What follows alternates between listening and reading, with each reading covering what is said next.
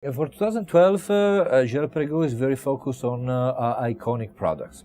For last year, the bestseller, the most successful watch, was a very simple, classic, I would say neoclassic, small second 1966.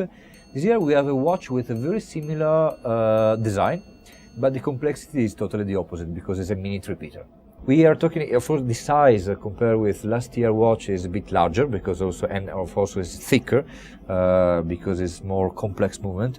I'm very proud about a few elements in terms of design we developed for the movement itself.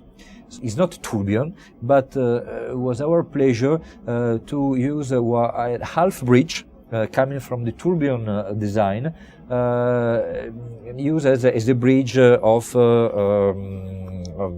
the escapement.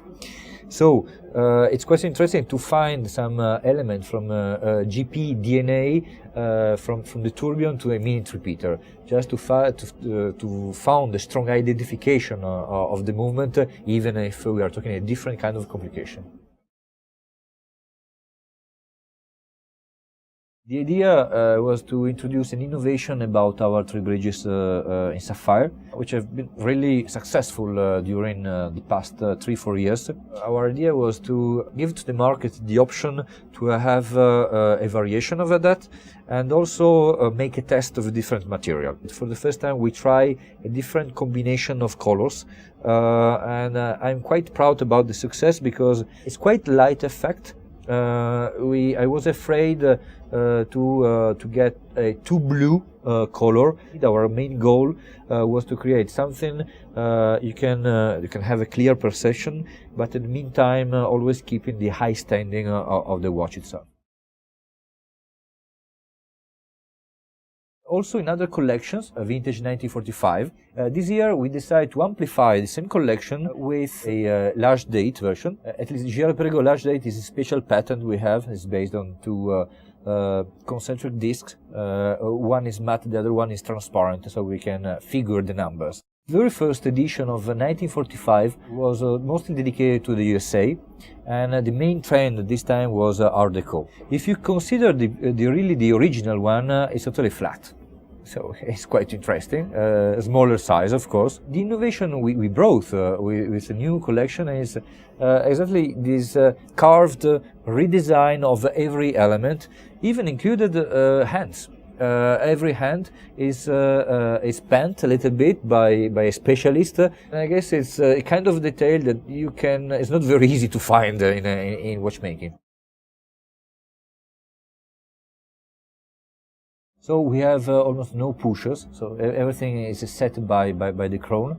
What is interesting about this model, of course, is a new development, but it's based on a movement we had during the 80s. It combined a very sophisticated mechanical movement together with, trust me or not, with a quartz movement. So it was a kind of hybrid based on a quartz base calibers, plus a very sophisticated and complicated mechanical annual calendar. It's slim because part of the caliber is made of Liga materials. It's made of galvanic growth of material, and it's kind of fascinating new field in terms of technology because the material has a memory in it. So every time an element changes the geometry of the flexible part of this component, immediately the material has the trend to find back his original shape.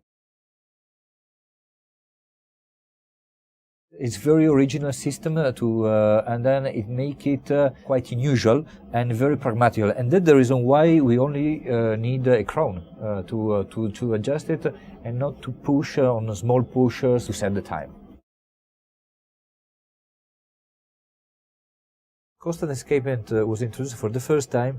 We are very proud to introduce not a 3D simulation, but a real working escapement. Of course, an escapement is not a movement, so we needed to design a movement around that. And I guess the best option was possible to take was a very long power reserve. I guess one day we'll also have a self-winding. The most important of the power reserve concept is that the watch is very accurate through all the power reserve. So it's the torque is maintained the same all during the power reserve. It's flat. To prove it, the best way for us was create a not self-winding watch and a very long power reserve. So that's why the very first version will have this kind of approach.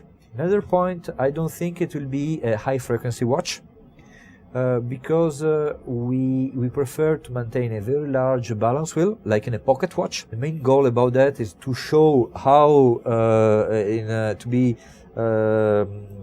very focused in the blade, and so with a low frequency it will be much easier for everybody to have a look about the move of this blade. It's a very contemporary and new technology. It's something really for the future, but in the meantime we like to maintain the connection with the pocket watch. So a large balance wheel also grant a connection with the tradition of pocket watches.